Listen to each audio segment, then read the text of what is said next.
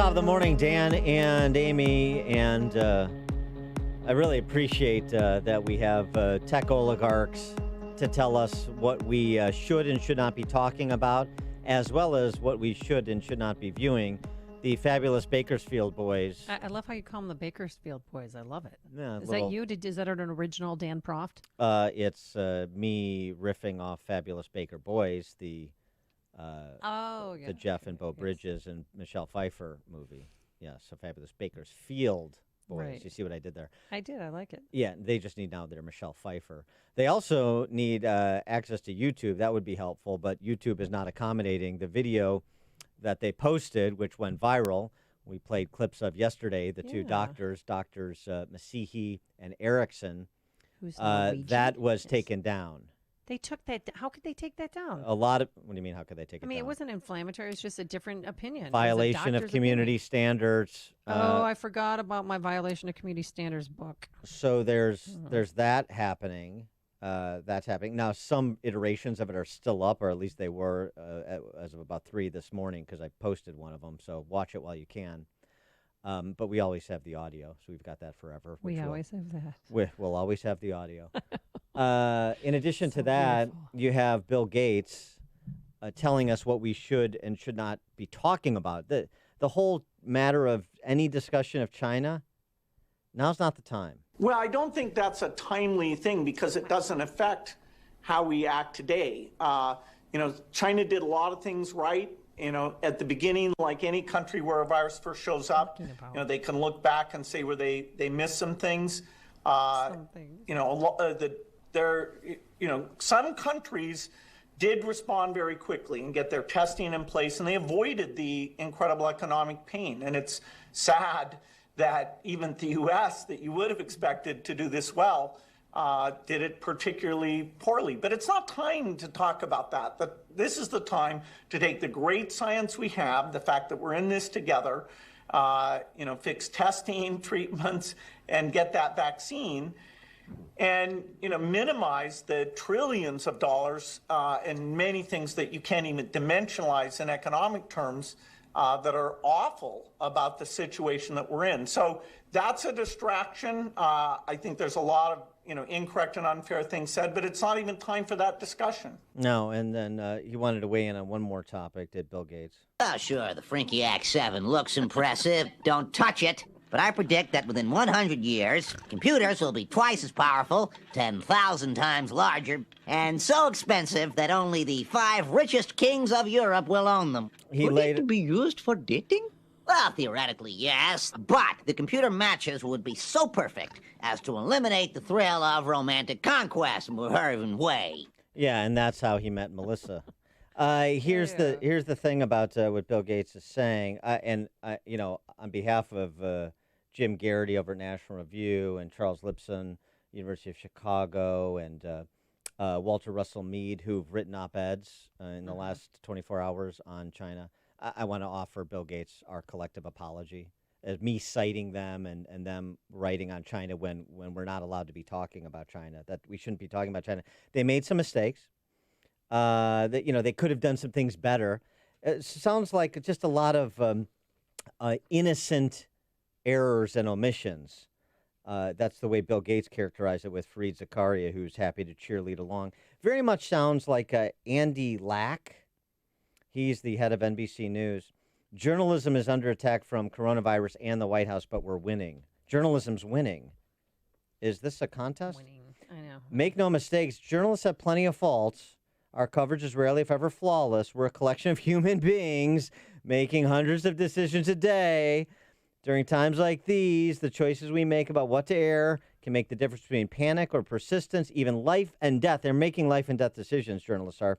Humbled by the responsibility we bear, we try our damnedest to serve our audience. Again, just a bunch of happy warriors, truth tellers, like the Chinese virologists and the communists of the Politburo there, just trying to do the best they can with the information they have in furtherance of saving lives. Whether you're talking about Chinese communists, you're talking about journalists, or journalists are talking about Chinese communists, there are no ill motives here, and there is nothing that is beyond. There's nothing that should be scrutinized because these are individuals who are per se beyond reproach. I just wanted to establish that. So just listen to what you're told to view and what you're told to address by your betters, whether it's Andy Lack at NBC or Bill Gates or Chinese communists, per NPR's report that Jim Garrity reviewed. And everything's going to be fine. Everything's going to be fine. Isn't that right, Rich Lowry? Rich Lowry, editor of National Review, Fox News contributor, author of The Case for Nationalism, How It Made Us Powerful, United, and Free. Well, for a while. Rich, thanks for joining us. Appreciate it. How you doing? Good. So Jim Garrity commented on NPR's report on China and suggested that there was some things that were a bit incomplete about their analysis of what may or may not happen in Wuhan. Again, we're going to break protocol here, the Gates protocol, and talk about this a bit. Yeah. Well, look, I think we'll be trying to unravel exactly what happened in China, what the source of this is for a very long time, and probably won't get to the ground truth maybe forever. But the fact is, and this is incontestable, that China had the opportunity, initial weeks, first month, whatever it was, to contain this in Wuhan. Partly because it was so dishonest and because of the nature of this regime, it didn't, and it changed world history and created a public health calamity and an economic calamity around the Western world. There's just no disputing that. And the idea that fact isn't relevant to the discussion of this disease or why or how this has happened is completely insane. You pointed Well, it out. sounds like Bill Gates was in bed with them. I mean, he was very complimentary to China, and it was very strange for me because I think that they should pay for reparations like the Germans did after World War I.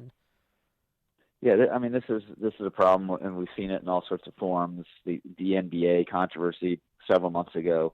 We have a business elite that Michael Bloomberg, a really prominent example, that is in effect apologist for China because there's a lot of money to be made from China over in China, which creates a business elite that just blinkers itself about the nature of that regime and the threat it represents. You point out that social distancing isn't a religion, isn't it?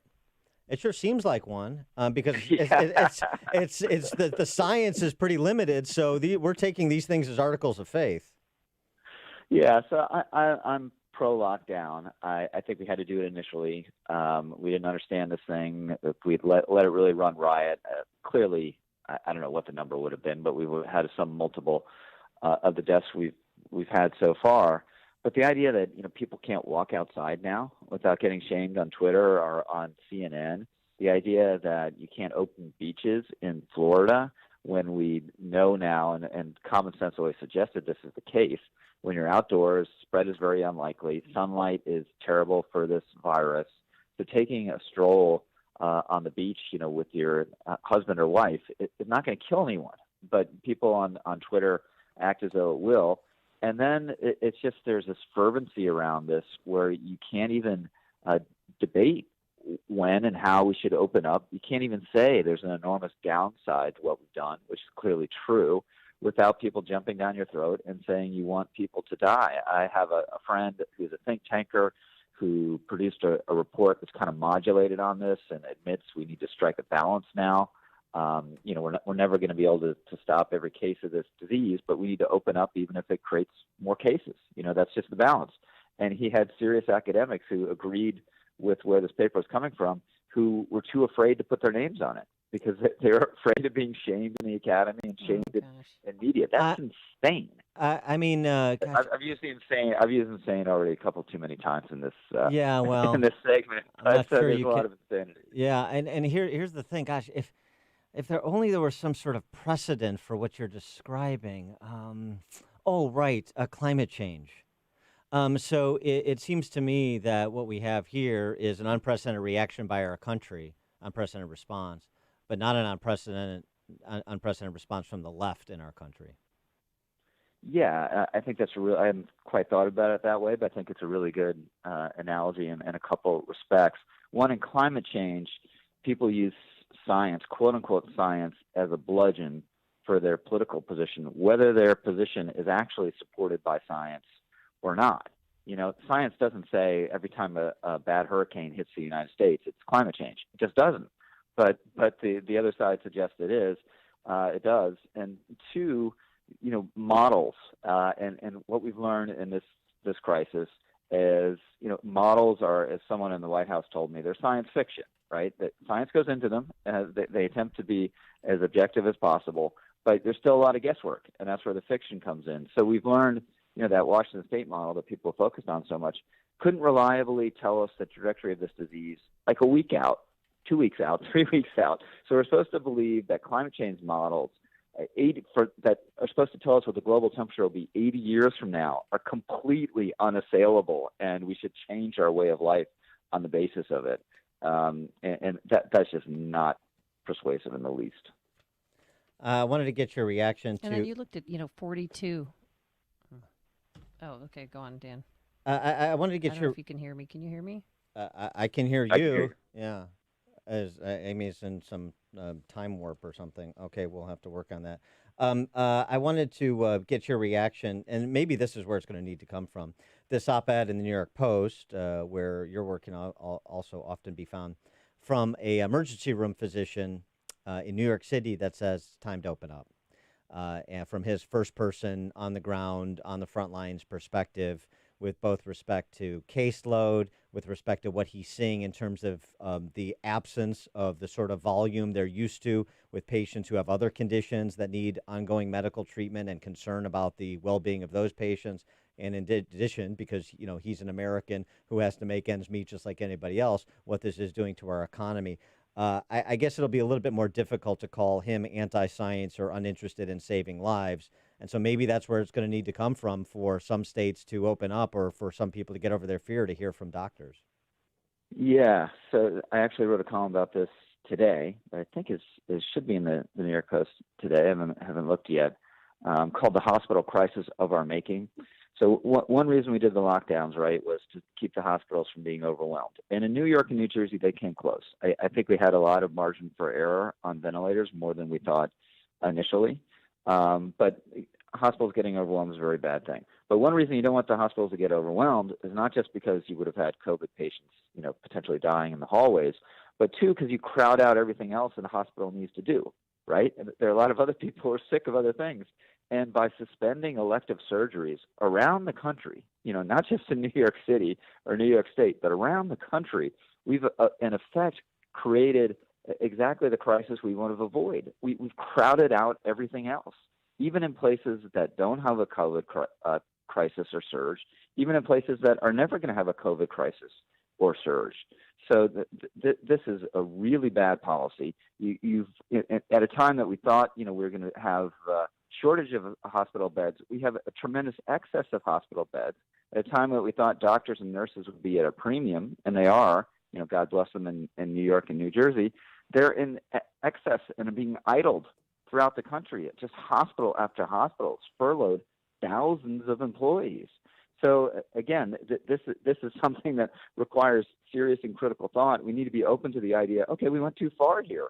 But again, you can't even say that in a lot of the media without getting shouted down. So my basic take on the lockdown, I think in one respect, we didn't go far enough. We should have been much more concerned with nursing homes. We should have treated them like hospitals. Yeah. They needed the PPE. They needed the best practices and training. But we should have been much looser in, one, realizing that not every jurisdiction in the United States is New York City. There are a lot of counties that just don't have a problem with this and shouldn't have been locked down. And two, and banning this elective surgeries, which elective surgeries is not just cosmetic stuff. It's not just knee replacements. It's people getting treatment for cancer and for heart disease and things of that nature. So we shouldn't be banning those people from going to hospitals. Now, some of them aren't going because they're afraid, but that's why you want to give hospitals some time, to get their best practices going, and then they should be coming in. Should have happened weeks ago. Certainly should be happening now. He is Rich Lowry, editor of National Review, Fox News contributor, author of The Case for Nationalism, How It Made Us Powerful, United, and Free. Rich, thanks for joining us. Appreciate it. Thanks so much. Take care, guys. Take care. Thanks. And he joined us on our turnkey.pro answer line. There's only one radio show in Chicago talking about today's biggest stories and telling you what they really mean. That show is this one. Chicago's Morning Answer on AM 560. The Answer. If your family depends on your income and something happened to you, what would happen to them? You need life insurance, and SelectQuote can help you get it at a price you can afford. SelectQuote found Jacob, 40, who's in excellent health, a 10-year, $500,000 policy for only $19 a month.